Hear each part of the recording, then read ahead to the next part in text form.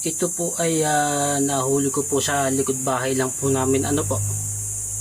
Kaya pala nauubos ang aming alagang manok dahil sa bayawak na ito. Yan ang taba niya. Puro kasi manok ang kanyang kinakain. So ito ang tama niya oh. Diyan ko sa binaril tsaka dito sa lumagos. Ayan. Kaya pala panay putak ng mga manok, nagpuputakan sila. At unti-unting nauubos yung mga sisiw ng aming alagang manok. Ito pala ang dahilan.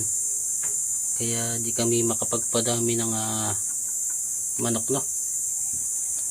Yan. So kailangan na siyang hulihin o kaya naman ay patayin. So ayun, at ia-adobo namin siya sa gata.